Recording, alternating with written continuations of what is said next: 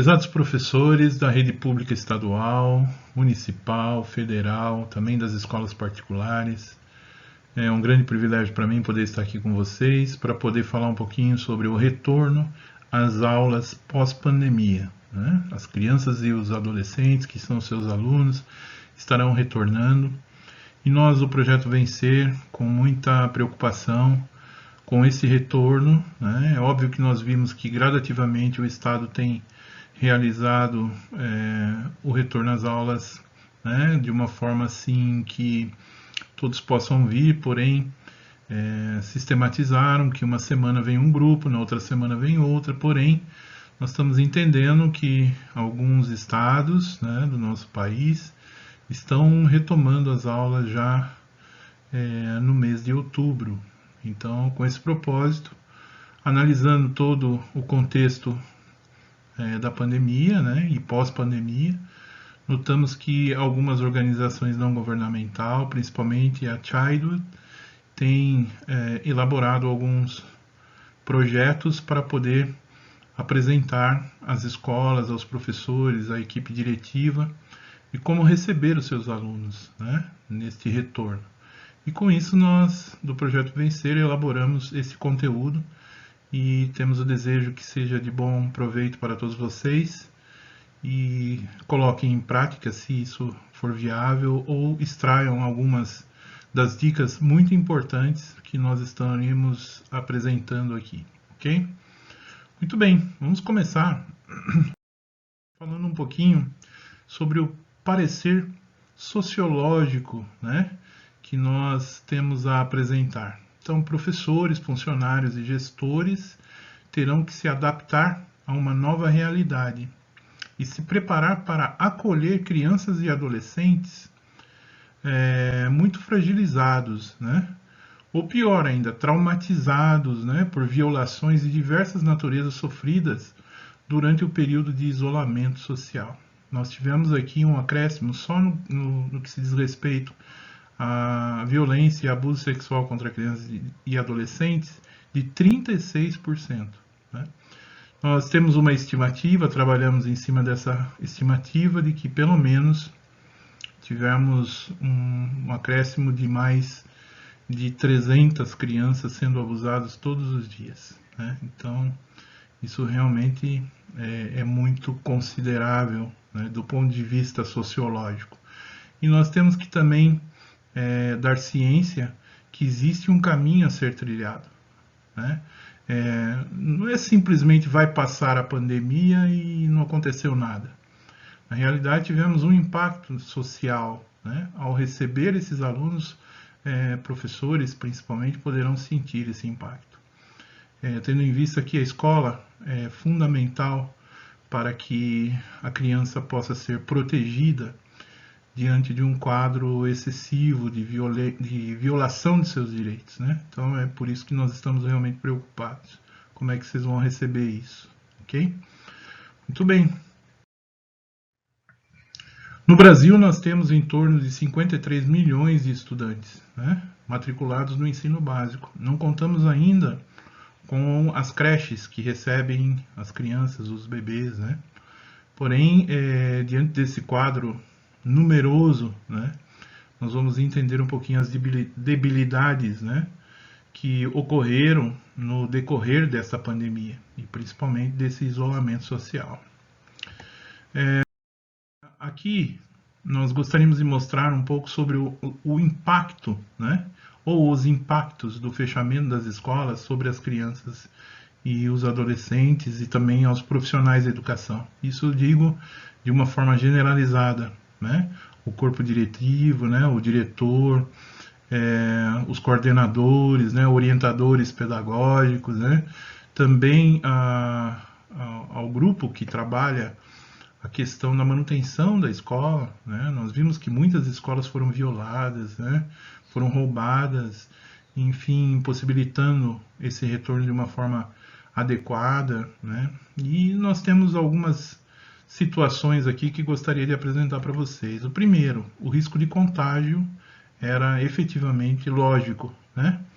Representaria um risco incalculável, né? Se mantesse os alunos em sala de aula com toda aquela força do vírus, né, que veio assolando a vida de muitas pessoas, né, ceifando a vida de muitas pessoas, né, e também da comunidade escolar. Nós temos notícias, né, de que professores perderam as suas vidas e alguns funcionários também. Não tenho ainda um número exato, mas sei que foram muitos, né? Mas esse risco de contágio foi o principal fator que foram direcionados para o isolamento social dos alunos. Um outro fator são os professores, né? Eles estavam expostos a níveis elevados de estresse e ansiedade. E o que causou esse nível elevado de estresse e ansiedade? A mudança conceitual, né? Os professores tinham, né, de certa forma, uma metodologia a ser aplicada, né, uma proposta pedagógica a ser aplicada, que teve que sofrer uma mutação assim considerável, né? Muitos dos professores tiveram que reaprender muitos conceitos e aprender conceitos tecnológicos, assim como o acesso à rede social, acesso também aos programas, né, e aos aplicativos de lives, né, que pudessem inserir também um material pós-aula para que tivessem garantia da aprendizagem, né? O conceito, na realidade, da didática, ele fundamentou-se aos programas de apresentação, como o PowerPoint, né? E tiveram que idealizar as suas aulas, implementar também conteúdo nessas aulas, né? Vídeos. É uma coisa realmente bastante preocupante, porque não se esperava que isso fosse acontecer, né? Porém, também os professores, sendo pais, sendo mães, né, tiveram que fazer um acompanhamento exclusivo para os seus filhos, né, dentro de casa. E também que essa abrangência de informações fosse adicionada aos seus alunos.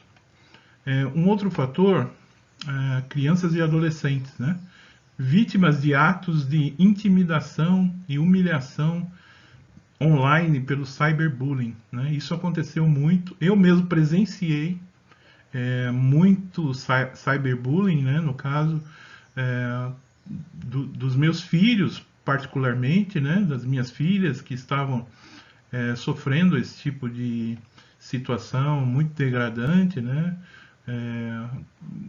Sabe, zombando de certos alunos, né? E até mesmo aqueles que eram chamados para ser representantes de classe, uma cobrança muito efetiva, constante, e aquele colega que não gostava muito daquilo, falava mal um do outro, e se posicionava através das fotos, né, das postagens, ridicularizando o próprio colega na sala de aula, enfim, é algo assim bastante constrangedor, né? Isso, apesar da boa vontade das escolas, do corpo diretivo das escolas, não foi possível controlar situações como essa. E para o professor, na realidade, era algo novo, né? Como tratar isso? Então, nós entendemos que alguns dos alunos não entravam, né, nas lives e também no conteúdo em vídeo que estava sendo disposto, frequentemente não apresentavam os trabalhos que eram requeridos, né, o que demonstrava a ausência de conteúdo, né, a ausência da percepção do conteúdo, ou às vezes, quando era necessário, assistiam a aula de uma forma, vamos dizer, abstrata, né? Desligando câmeras ou coisa parecida. Então, realmente, isso impactou, né? E um outro fator, as famílias de baixa renda, que não tinham acesso à internet, né? Ou ao computador, ou a um aparelho de celular. E aí, o que fazer com eles, né? Esse é um dos fatores que foram muito relevantes, né, nesta pandemia e que causaram uma deficiência, vamos dizer assim, que poderá ser reparada a longo prazo, né? Então, esses são alguns dos fatores desse impacto que foi causado, né? Existem outros, mas porém nós vamos nos limitar a esse. O Instituto de Pesquisa Econômica Aplicada, o IPEA, ele nos deu assim um resultado de uma pesquisa muito considerável. O primeiro é 28% dos profissionais de saúde, né, de educação, consideram que a saúde emocional se encontra ruim ou péssima, né? Então, de 100% dos profissionais de educação, 28% se encontram com certas debilidades, até mesmo emocionais, né? Mas terão que retornar às aulas, tá? Mas que debilidades são essas? Puxa, inúmeras, né? De relacionamento familiar, relacionamento pais e filhos, relacionamento marido e mulher, né? A perda do emprego do marido ou da esposa, né? A renda também foi, vamos dizer assim, descompatibilizada, né? Não tem não tinha a possibilidade de manter o mesmo padrão, né? Então às vezes não tinha como pagar a internet, é uma coisa assim preocupante, né? E esses materiais que foram disponibilizados, eles eram ainda vamos dizer, uma suposta é, enigma, né? Era enigmático, né? Não se entendia direito, até que pudesse se habituar, e isso causou uma série de debilidades, né? E também no tratamento com os filhos, enfim, é uma questão social bastante deplorável, né? Porém, é um dos fatos que ainda conseguiu-se, né, de uma certa forma, relevar alguns fatores e também se adaptar. Porém, esses 28% estarão retornando à escola. Tá? 39% de alunos sem computador ou tablet em casa. Isso foi um fator até mesmo relevante no quesito emocional. Né? O meu amigo tem, né? A minha amiga tem, né? Mas eu não tenho em casa. Né? O meu pai perdeu o emprego, minha mãe também está numa situação difícil, não consegue pagar a internet. Né? Como é que trata isso? Né? O que, na realidade, pode causar em termos traumáticos na vida dessas crianças? Um outro fator que 97% dos alunos sem acesso domiciliar na internet. Não tem. Né? Ou tinha que ir para a casa de um amigo, ou procurar uma internet pública, ou ir para uma empresa que pudesse oferecer, né, um cyber, né, que se fala, para oferecer essa condição, ou até mesmo, né, pelo celular, que muitas vezes era colocado crédito e esse crédito acabava muito rapidamente. E é óbvio que nós notamos que em alguns pontos do país, né, os governos do estado e também do município consideravelmente lutaram para que isso pudesse acontecer, né, esses acessos pudessem ocorrer, até mesmo liberando esse acesso através de créditos, né? Nós vimos que isso aconteceu, porém, isso não foi generalizado, né, na sua totalidade. Mas nós temos que entender os esforços de cada um para que pudesse gerar os melhores métodos de ensino, né, e as possibilidades de acesso ao conteúdo que fossem praticamente, né, ligados à internet, né, ao material, digamos assim, tecnológico, né, virtual. Tudo isso foi um fator muito expressivo, né? E notamos também que temos alguns professores que estarão retornando com certa ansiedade, né? Até mesmo questões traumáticas que ocorreram, perda de ente querido, né? De filhos, né? De pais, de professores que morreram, né? Um marido, né? Uma família destituída. Foi realmente complicado, né? Muito bem, o que mais que a gente tem aqui? Como as escolas devem se preparar para a volta, né, das crianças e dos adolescentes, né, dos seus alunos. Então, existe uma coalizão. O que é uma coalizão? É um grupo, né, de pessoas envolvidas, né, que é reconhecido como a Coalizão Brasileira pelo Fim da Violência contra Crianças e Adolescentes, né, elaboraram as seguintes recomendações. Então, são diversas organizações não governamentais, né, até mesmo algumas entidades governamentais que tiveram essa disponibilidade, voluntários, para poder criar isso que eu vou estar apresentando para vocês agora. Vamos lá, preparando a comunidade escolar para acolher crianças e adolescentes vítimas de violência. Então, você fala assim, puxa, mas nós vamos receber os nossos alunos e vamos matar a saudade, e tudo está normal. Não está normal, né? Não pensa que você vai receber assim os seus alunos da mesma forma que você deixou nos últimos dias de aula. É muito complicado o que vem pela frente, é isso que nós gostaríamos de explanar para vocês. Primeiro, diante do papel central das escolas como espaços privilegiados para a prevenção ou interrupção de ciclos de violência, é fundamental que os gestores, né, estabeleçam e implementem protocolos claros para atuação nesses casos. A escola, sem dúvida, é o principal braço de apoio dos alunos, né, e do cidadão. Né? A escola tem um papel fundamental de formar cidadãos, né? E o segundo, de formar profissionais. Porém, ela também trabalha e atua como um espaço privilegiado, né? Com quem os cidadãos, né, do nosso país possam contar, né? E muitas vezes elas são levadas, né, a uma certa condição de que só vão se alimentar na sala de aula, né? Na sala de aula não, na escola, né?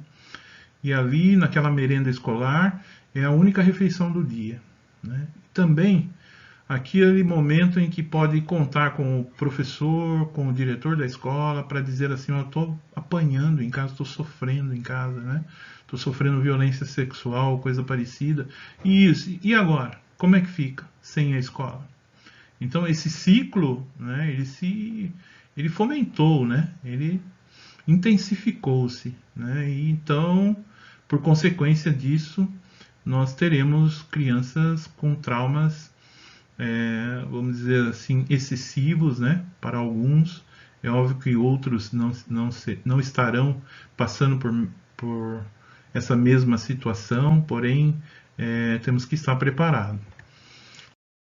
Outro fator, gestores podem aproveitar o momento de preparação para o retorno às aulas presenciais para organizar processos, né, formativos voltados a professores e demais funcionários sobre os seguintes temas. Vamos ver quais temas se pode estar ali se colocando nesse momento de retorno.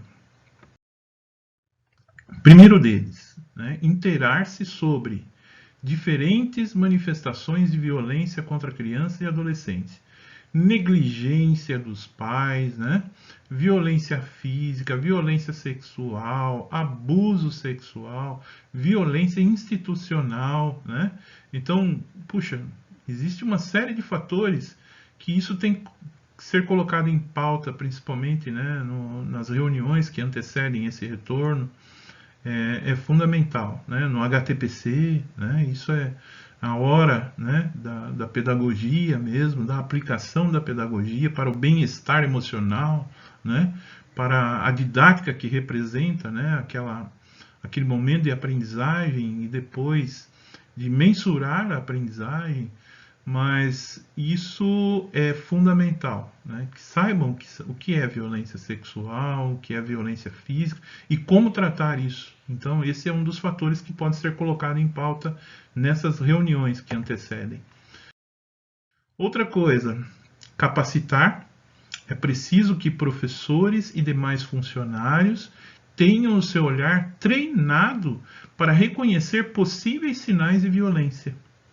É muito provável que você observe mudanças de comportamento naquelas crianças que aparentemente antes de tudo isso não tinham aquele tipo de comportamento, né? Então esse olhar clínico, né, e psicopedagógico é fundamental, né? Ver que as coisas não são do jeito que a gente está pensando, né? Algumas mudanças de comportamento são resultados de traumas ocasionalmente ocorridos nesse período, né? Então é muito importante que que os professores e demais funcionários tenham o seu olhar treinado e também relevem algumas situações comportamentais, né? Tentem entender e busquem ajuda. Outra questão é capacitar, né, professores, demais funcionários e gestores a conhecer os detalhes da Lei 13.431/2017. O que significa essa lei? Essa lei ela é um atendimento integrado da escuta protegida. Né? Se você se deparar com certas situações em que haja necessidade de uma criança estar falando para você o que está acontecendo na vida dela, lembre-se, né, que acima de tudo tem que existir o respeito e a confiança. Né? Só pode estar do seu lado quem ela realmente permita que esteja. E se ela na verdade, se ela confiou em você, que é professor, que é o diretor, né, ou que faz parte do grupo diretivo, lembre-se que ela tem que ser ouvida substancialmente, né, mas com toda a atenção e seriedade, porque elas irão buscar socorro na escola. Então, esta lei, ela fundamenta isso, né? Então, tomar muito cuidado com o que se diz, para quem se diz, depois que isso for revelado. Tem até uma citação que eu sempre falo isso: esperamos que a sociedade a quem a criança apelar possa dar-lhe uma resposta segura. Se ela contou o seu mais torpe segredo, é porque ela ainda não perdeu a esperança. Tá? Então, pensa bastante nisso, né? Se ela está falando para você, é que ela tem esperança de que as coisas não continuem do jeito que estão. Elas precisam de socorro, tá? Então, o decreto define as medidas que profissionais da educação devem adotar quando crianças ou adolescentes revelarem atos de violência dos quais foram vítimas. Então, é muito importante conhecer essa lei. Eu não tenho tempo para fazer isso agora. Posteriormente eu vou postar outro vídeo falando especificamente, ou até mesmo vou pedir para um colega advogado gravar isso, né, para deixar disponível para a escola, ok? Vamos mais além. Capacitar nos municípios em que houver fluxos intersetoriais definidos e implantados para o acolhimento e encaminhamento de denúncias de violência. Professores e demais funcionários devem passar por capacitação sobre os fluxos. Né? Digamos que você se deparou numa situação lá terrível mesmo. Né? A criança está sendo violada em todos os aspectos, física e emocionalmente. Ela precisa ser retirada dessa situação de risco. Né? Então, a quem nós vamos recorrer? Ao Conselho Tutelar é a primeira prova de que isso deve acontecer. Né? Que o Conselho Tutelar tem o papel essencial, primordial, de tirar a criança de situações de risco e colocar em um local seguro. Tá? Então, é muito importante que os professores reconheçam esses valores e contem com a ajuda do corpo diretivo quando forem detectados. Com muito cuidado, né? Muito sutilmente, não fazer com que a criança repita diversas vezes o que está acontecendo, mas ao detectar uma situação como essa, estejam sempre prontos a tomar atitudes, se necessário, enérgicas, né? Contra as pessoas que realmente estão fazendo isso. Para não expor a escola, a gente vai também colocar alguns contatos ao final disso, para que vocês possam contactar de uma forma até mesmo anônima e corresponder às necessidades daquela criança que buscar essa ajuda. Né? E lembrando mais uma vez, muito cuidado para não fazer com que ela repita várias vezes e sofra esse impacto tão violento quanto a violência que ela recebeu, né? Que é, na sequência, falar por diversas vezes, né? Revitimizando uma criança. Vamos lá, o que mais? Preparando a comunidade escolar para acolher crianças e adolescentes vítimas da violência. Vamos lá no tópico 3. Crianças e adolescentes devem receber informações sobre canais de denúncia e serviços de acolhimento. Tá? Então, lembrar que ela pode denunciar anonimamente. Eu vou deixar todos os números que ela mesma pode ligar. Né? Informar sempre na escola, porque se houver isso em casa e aqueles que cometem a violência souberem que a escola está trabalhando isso, isso pode se reduzir, né? Então, essa reiteração, né, revitimização da criança em casa, ela pode ser amenizada, pelo menos sabendo que a escola está dizendo, ó, se você sofreu alguma violência, esse é o canal para que você deve procurar. E nós também, aqui da escola, estamos dispostos a ajudá-los, ok? Outro fator é o 4. As escolas devem estar preparadas para orientar crianças e adolescentes sobre como evitar sua vitimização e procurar ajuda caso tenham sofrido ou sofram abuso ou exploração sexual online, ok? É muito importante, porque nunca se teve tanto acesso, né?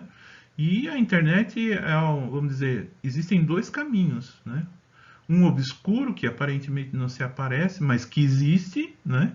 E que muitas pessoas, pela simetria de poder, podem conduzir crianças e adolescentes a esse caminho.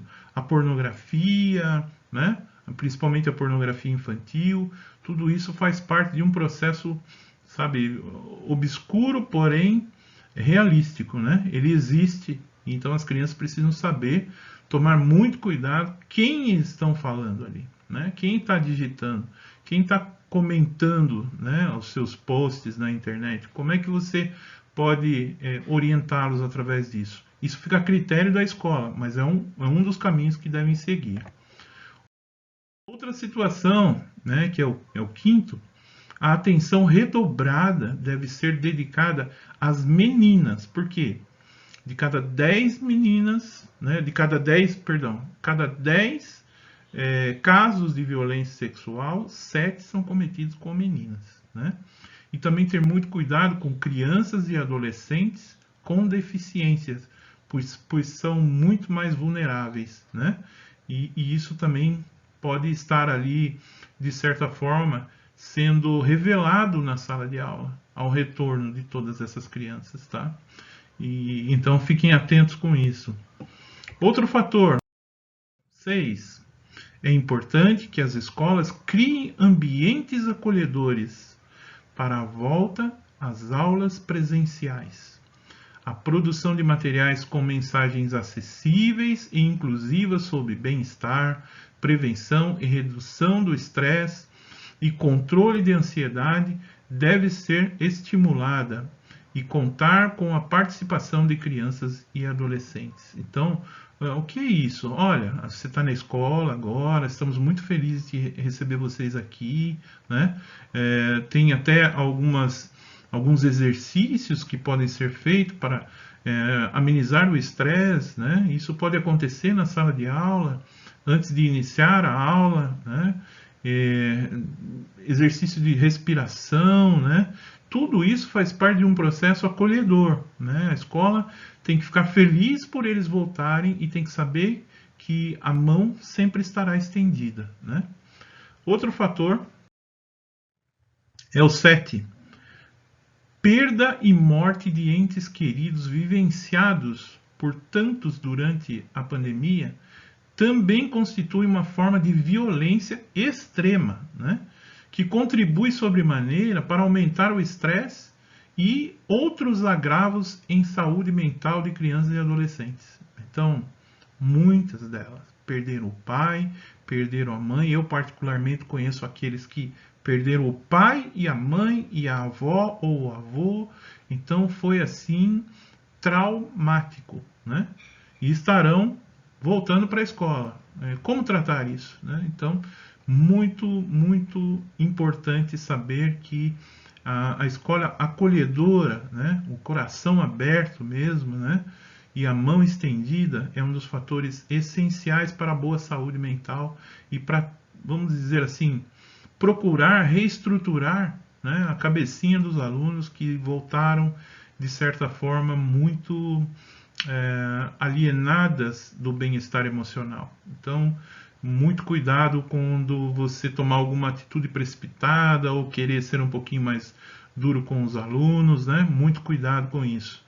É óbvio que todo mundo tem a capacidade, né, de sentir a dor do outro, né? Não na mesma intensidade, mas saber que eles estão sofrendo por certa forma. Procure identificar que são aqueles que perderam, né, os entes queridos, para poder manter esses laços de harmonia, né? E principalmente de solidariedade. 8. Deve ser encorajada a criação de comitês formados por professores, funcionários e gestores, em que possam ser discutidos casos de violência identificados na sala de aula e ou reportados, né? Espaços em que esses profissionais possam acolher uns aos outros e buscar orientação quando necessário. Conversar, trocar ideias, né? Não conseguiu entender, né, o que está acontecendo e a maneira correta de tomar uma providência, então que juntos possam tomar uma atitude bastante coerente para poder preservar a idoneidade, a dignidade da criança, né? Fator lógico, né? Que emocionalmente pode ocorrer também do professor ficar impactado com as situações que virão. Por que eu estou falando isso? Eu não estou querendo amedrontar ninguém. Porque eu tenho vivenciado isso, né? Frequentemente eu recebo uma comunicação do que fazer, professor. O que eu faço, né? E nós estamos aqui preparados para poder indicar o melhor caminho. As dúvidas depois vocês poderão entrar em contato conosco também, estaremos sempre dispostos a ajudá-los, ok? Vamos lá. 9.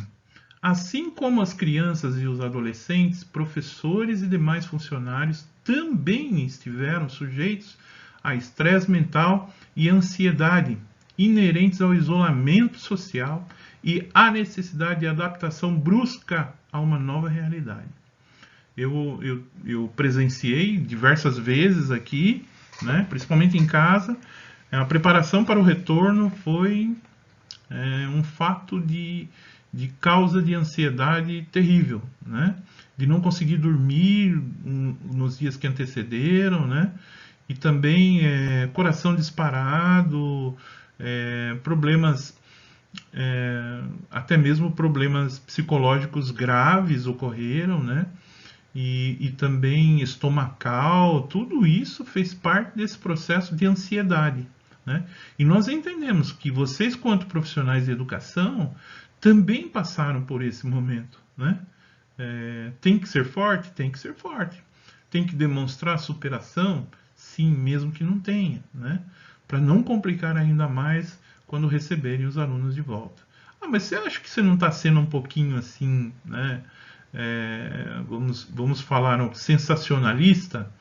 Eu não estou. Eu estou vivenciando isso, é por isso que resolvi, particularmente, estar dando essas dicas para vocês. Pode ter certeza que isso vem pela frente. Muito bem. As escolas devem criar mecanismos de monitoramento de absenteísmo, né? Pô, a criança já tinha problemas de faltas, agora maior ainda, né? A evasão pode ser até maior. E podem sinalizar vulnerabilidades. Crianças e adolescentes que já apresentavam risco de evasão podem não voltar às escolas quando elas forem reabertas, tá? É preciso acompanhar esses casos, pois o abandono escolar no contexto da pandemia pode estar relacionado a violações e dificuldades vivenciadas e exacerbadas durante o isolamento social. Muitas crianças ficavam sozinhas em casa. O pai e a mãe tinham que trabalhar. Ou o pai morreu, a mãe tinha que sair para trabalhar. Ficaram sozinhas, né? E agora volta para a escola. Então, a escola deve criar esses mecanismos, né? Mecanismos de monitorar isso. Não no sentido de punir, né? Mas no sentido de saber o que está acontecendo. Valorosos professores entravam em contato com seus alunos, tinham paciência. Quantos não falaram assim, puxa, vai lá, faz os exercícios, ó, você tem acesso e tal. Sempre encontravam um meio de indicar. São valorosos mesmo, ficarão por toda a vida, né? E nós esperamos que vocês também tenham essa disposição, né, ao receber os seus alunos de volta, né, de estar ali sendo aquele que vai estender a mão, né, então, e ser solidário. Muito bem. Eu vou mostrar aqui como ajudar crianças e adolescentes vítimas de violência, tá? Então, muita atenção para essas dicas que eu sei que serão muito importantes para vocês. Vamos lá. Demonstre disponibilidade para conversar e busque um ambiente apropriado para isso. Não fale na frente de todo mundo, ok? Busque uma sala, olha, daqui a pouco a gente sai, a gente conversa, tá? Chame ele sozinho ou ela, olhe nos olhos e, se necessário for, fale assim: posso chamar a diretora? Se ela falar não, respeite, e depois comunique a direção. E se ela falar pode, sempre é importante falar que você tem uma pessoa que pode ajudar ainda mais, né, e que manterá sigilo de alguma forma, né, mas que ajudará a quebrar, né, esse mal que está ocorrendo na vida dela. Aí sim você vai tomar as devidas providências. Outro fator: ouça atentamente sem interromper. Não interrompa, né? E não pressione para obter mais informações. Deixe que ela fale de uma forma assim muito tranquila, né? Mantenha a sua tranquilidade. É óbvio que vai surgir algumas situações horrendas, terríveis.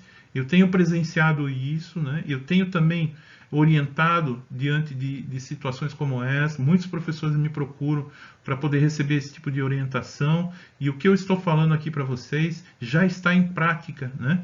Então, é o que eu tenho para dizer, né? Não tentem tirar as coisas, né? Deixe que ela fale. Se precisar questionar sobre algum fator, quem foi, né?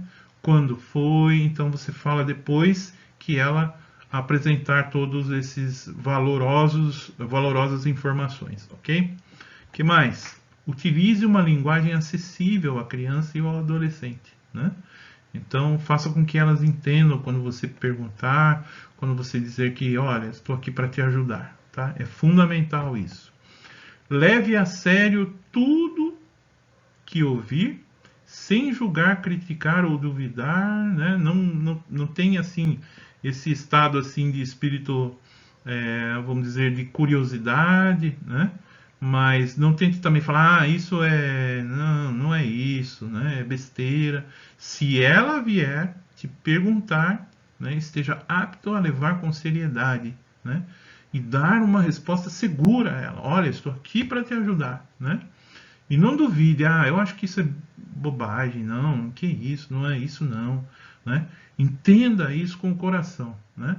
E, se possível, depois procure uma ajuda superior. Informe a direção, informe a coordenação, os orientadores pedagógicos, e não aconselhe a fazer nada, tá? Essa é a melhor tática. Não aconselhe. As providências devem ser tomadas e levadas em consideração às autoridades competentes, ok? Se você tomar alguma atitude errônea, ou até mesmo falar: é assim mesmo, eles são culpados, é o teu pai, ou é tua mãe, ou é teu avô, seja lá quem for, não tome, né, arbitrariamente a posição que você não cabe a você, né? Então é muito importante isso. Vamos lá. Mantenha-se calmo, né? Tranquilo, sem reações extremadas ou passionais. Não chora na frente da criança, né? Eu, particularmente, muitas situações que foram apresentadas para mim, deu um nó na garganta, deu vontade de chorar. Deixa isso para depois. Demonstre ser o braço de apoio, né? O porto seguro da criança, né? Ou do adolescente, aquele que vai realmente fazer a diferença, ok? Porque se isso acontecer, você vai ainda complicar um pouco mais as coisas, tá? Vamos lá. Expresse apoio, solidariedade e respeito. E reforce que a criança, adolescente, não tem culpa do que aconteceu. É muito, muito, muito importante, com total ênfase. Não, faça com que a criança se sinta no direito de preservar a sua dignidade, tá? Informe que ela não tem culpa do que aconteceu. Isso vai trazer, vamos dizer assim, a possibilidade de criar um laço de confiança, né? E ela vai saber que quem está na frente dela é realmente o seu porto seguro. Vamos lá. Anote tudo o que lhe foi dito, assim que possível, né? Pois depois isso poderá ser utilizado em procedimentos legais. Anota tudo. Não precisa ir falar assim: vai falando, vou anotando. Não. Olha nos olhos dela, né? Vai ali ouvindo o que tem que ser ouvido, né? E depois traga algumas palavras vamos dizer, de conforto, né? De bem-estar emocional, né? Olhe nos olhos, aperte, dê um abraço e depois você faz essas anotações para dar sequência no momento em que você vai buscar os direitos da criança, ok? Jamais traia a confiança dela, envolvendo pessoas que ela não permita, tá? Então, só se ela permitir, você chama alguém. Não traz ali vamos dizer assim, um grupo de pessoas para ouvi-la, tá? Uma pessoa já basta. Quando não duas, que pode ser o seu superior ou o seu coordenador. Ah, então vamos falar para o coordenador. Ah, agora vamos falar para o diretor. Não faz isso, tá? Só uma vez basta. Se for notar, não coloque o nome dela, coloque um apelido ou alguma coisa assim nas anotações, ok? Para que não se exponha depois para outras pessoas essas informações. O sigilo é fundamental, porém as providências devem ser faladas para ela, dizendo assim: olha, nós vamos tomar uma providência para te ajudar, para te proteger. Ah, não, mas a gente precisa para que isso não aconteça. Então, isso deve ser fomentado a ela, que vocês, né, estão ali para ajudá-las, né, a parar esse ciclo, ok? Vamos lá. 9. Se for entrar em contato com a família, é preciso ouvir antes da criança, adolescente, quais são as pessoas que ela aprova como interlocutores. Bom, aconteceu o que colocou ali na sua frente. E agora? O que a escola vai fazer? Não, já vamos ligar, vamos falar para a mãe, para o pai, para o tio. Quem é que eu posso falar isso, né? Com quem? Posso conversar com a sua mãe, com o seu pai, né? Posso ajudá-la nesse momento para poder resolver essa questão, né? É muito importante criar, né, esse laço de segurança, de confiança, né, e seguir em frente, sem dúvida. Outro fator, mostre-se disponível para novas conversas sempre que a criança ou adolescente precisar, ok? Esteja disponível. Olha, se precisar falar comigo amanhã, né? Eu vou estar aqui, você me procura. Né? Se você não achar conveniente tomar nenhuma providência imediata, né? Você precisa de sentir mais alguma coisa, faça isso, mas se mantenha disponível. Outra, explique à criança ou ao adolescente que será necessário conversar com outra pessoa para protegê-la. Né? No caso, a diretora. Precisamos falar com a diretora para proteger você, ok? E assim a diretora vai, se necessário, como foi dito em alguns itens atrás, reunir o grupo diretivo, né, ou até mesmo aqueles que são responsáveis por um comitê, para que as ações sejam tomadas com efetividade, sempre com o propósito de proteger a dignidade e os direitos dos alunos, ok? E ali, por último, anote tudo o que lhe foi dito, assim que possível, né, e depois isso poderá ser utilizado de uma forma legal, né, dependendo das providências que forem tomadas, né, você tem esse registro, então é fundamental que isso ocorra. Muito bem. Quais são os caminhos para denunciar? Primeiro é a Polícia Militar, 190, né? A Polícia Federal, 194, a Polícia Civil, 197, a Polícia Rodoviária Federal, dependendo de onde você esteja, né? E o Disque Direitos Humanos 100. O Disque Direitos Humanos 100 também você pode entrar no